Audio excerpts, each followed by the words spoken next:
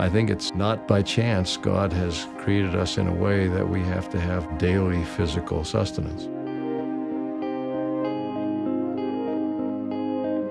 The children of Israel coming out of Egypt lived for 40 years approximately on something called manna.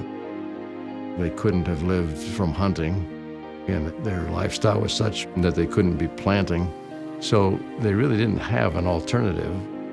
God was, in essence, providing their daily sustenance. And I think at least one of his purposes was to teach them to remember him, to think of him, to look to him, to have faith in him, that he was the source of their life.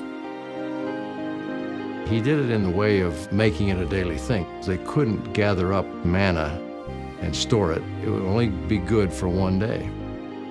They couldn't forget who was the source of their blessings. There's a spiritual parallel in our day. We all recognize the need for physical sustenance. Hunger and thirst remind us very strongly if we forget. But the spiritual need for sustenance is equally strong. That comes not in drinking water and eating food, but in our constant daily efforts of communion with God. We ought not to think that we can go weeks and months without spiritual sustenance and not suffer, and not to have a deadening influence in our spiritual life.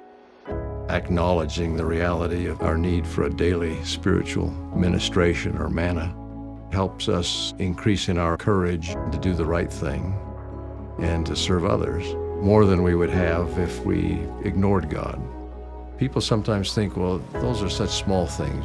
Prayer, immersing ourselves in the scriptures, pondering, meditating. How can that really produce a significant difference in a person's life? But it does. As small as those things seem to be, as daily routine sometimes they may seem to be, these are the kinds of things that day by day transform us.